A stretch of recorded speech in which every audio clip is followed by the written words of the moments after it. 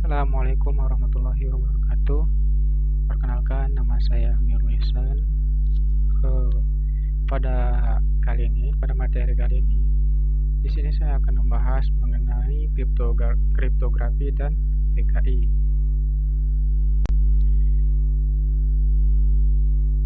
Nah, sekarang semua pertukaran informasi dilakukan melalui media internet. Dan itu akan membawa sebuah resiko karena bisa jadi itu bisa disadap, dicuri, bahkan dimanipulasi oleh orang lain.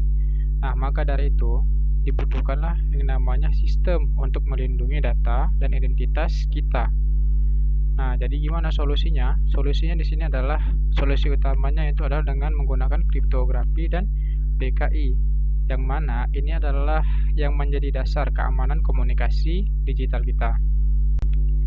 Nah, jadi kita perlu tahu terlebih dahulu yang namanya kriptografi itu adalah sebuah teknik penyandian sebuah informasi, yang mana dia itu mengubah plain text menjadi ciptertext.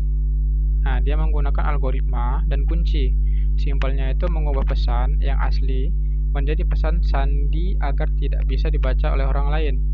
Nah, sedangkan enskripsi itu adalah sebuah prosesnya, yang mana dia mengubah data asli menjadi bentuk yang tidak bisa dibaca oleh pihak lain. Ya, ini menjadi dasar keamanan komunikasi modern. Nah, yang mana tujuannya itu tujuan utamanya itu ada 4. Ada yang namanya itu confidentiality. Confidentiality ini adalah data yang hanya bisa dibaca oleh yang berhak atau memiliki akses. Kemudian integrity. Nah, integrity ini data tidak bisa diubah di tengah jalan. Kemudian authentication. Authentication ini membuktikan siapa pengirim sebenarnya. Dan yang kemudian itu ada non-repudiation. Nah, non-repudiation ini adalah pengirim tidak bisa menyangkal sudah mengirim data. Jadi enskripsi ini memiliki 2 jenis. Yang pertama yaitu ada yang namanya simetris. Simetris ini adalah satu kunci untuk enskripsi dan deskripsi. Nah, simetris ini dia itu lebih cepat dan efisien, tapi distribusi kuncinya yang menantang. Kemudian ada asimetris. Asimetris ini adalah pakai public key dan private key. Dia itu lebih aman. Dan ini itu lebih umum dipakai di layanan internet modern. Nah, kemudian kita bahas di sini mengenai chipter.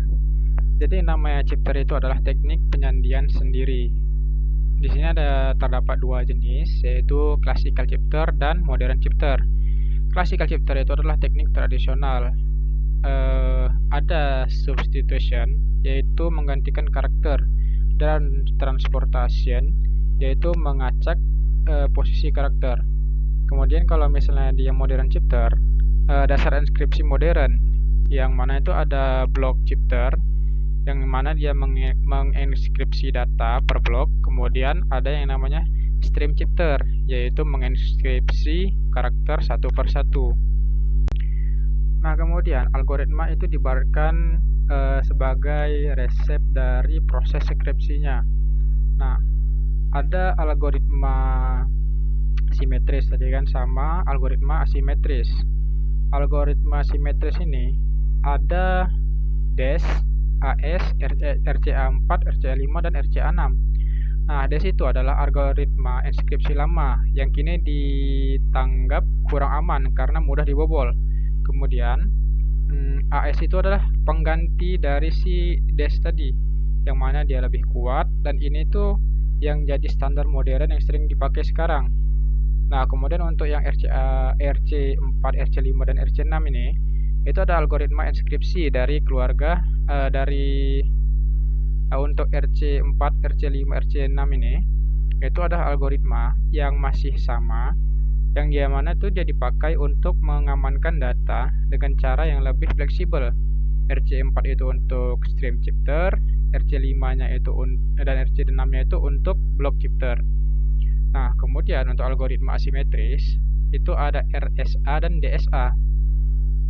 Nah, kalau RSA ini itu algoritma yang paling umum dipakai.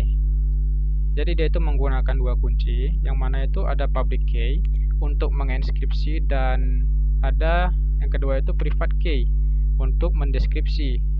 Nah, banyak yang kita temui itu dipakai di HTTPS dan internet banking. Sedangkan DSA itu dia itu khusus untuk membuat dan memverifikasi tanda tangan digital, dan dia itu untuk memastikan data tidak diubah dan pengirimannya itu asli, tidak ada diubah-ubah sama sekali. Nah, kemudian hashing dan HMAC. Nah, hashing adalah sebuah pengubah data yang menjadi nilai hash unik untuk memeriksa integritas. Yang perlu dipahami di sini adalah hash itu tidak bisa dikembalikan ke data aslinya. Nah, kemudian ada yang namanya MD5. MD5 itu adalah sebuah algoritma dari si hashing tadi, yang mana dia menghasilkan 128 bit. Jadi dia itu lebih cepat, tapi sekarang itu dianggap kurang aman karena untuk keamanan yang tinggi. Nah, sedangkan HSA itu adalah algoritma hashing yang lebih kuat dari si MD5 tadi. Nah, HSA ini banyak dipakai untuk keamanan data modern. Sedangkan yang HMAC itu adalah gabungan fungsi hash dengan kunci rahasia untuk autentikasi dan integritas pesan. Yang mana HMAC ini lebih aman dari hashing biasa karena ada kunci rahasianya.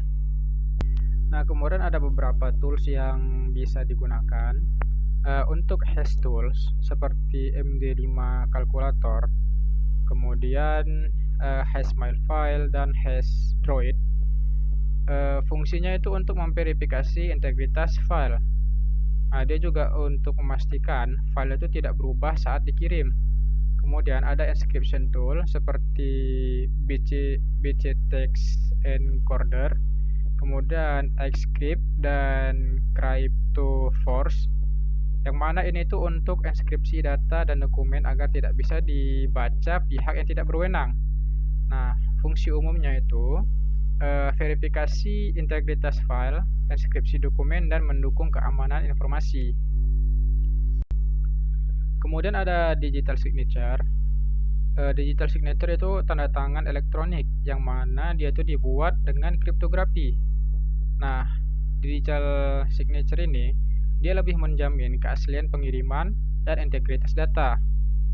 Nah, di sini ada proses-prosesnya. Yang pertama itu data di hash terlebih dahulu. Nah, kemudian setelah di hash itu dideskripsi menggunakan private key milik pengirim. Kemudian hasilnya itu menjadi digital signature. Nah, si penerima akan memverifikasi menggunakan public key pengirim. Kalau misalnya dia cocok, maka berarti data asli dan pengirimnya benar, maka dia akan ditampilkan. Kemudian ada yang namanya PKI atau infrastruktur kunci publik. Nah, PKI ini adalah pengelolaan kunci publik dan sertifikat digital sehingga dasar kepercayaan dalam komunikasi digital. Nah, dia itu mendukung digital signature, kemudian manajemen identitas dan keamanan pertukaran informasi. Nah, dalam PKI ini ada 4 komponen. Yang pertama itu ada CA atau Certificate Authority. Nah, yang mana CA ini adalah lembaga resmi yang menerbitkan sertifikat digital. Sebagai pengibaratan di sini adalah dukcapilnya internet yang mengesahkan identitas kita secara digital. Kemudian ada yang namanya RA atau Registration Authority, yang mana dia itu yang memverifikasi identitas pengguna sebelum sertifikat diterbitkan. Kemudian ada VA atau Validation Authority, yang mana dia itu untuk mengecek apakah sertifikat masih berlaku atau sudah dicabut. Dan ada digital sertifikat, yang mana dokumen digitalnya sendiri yang menghubungkan identitas pengguna dengan public key mereka. Nah, PKI ini biasanya itu diterapkan di banyak tempat seperti HTTPS, kemudian SSL atau TLS, yang internet and banking, e-commerce, kemudian electronic facture, electronic government, blockchain, sampai cloud computing. Nah, semuanya itu memanfaatkan kripto dan PKI untuk keamanan datanya. Nah, jadi kesimpulan yang bisa kita ambil di sini adalah kriptografi merupakan fondasi keamanan informasi digital. Kemudian, enkripsi digunakan untuk menjaga kerahasiaan sebuah data. Nah, kemudian hashing dan HMAC tadi, dia yang menjaga integritas serta autentikasi dari sebuah informasi. Kemudian digital signature yang menjamin keaslian data dan pengirimnya. Nah, PKI ini adalah untuk mengelola identitas digital dan sertifikat elektronik. Kemudian seluruh teknologi tersebut mendukung terciptanya komunikasi digital yang aman dan terpercaya.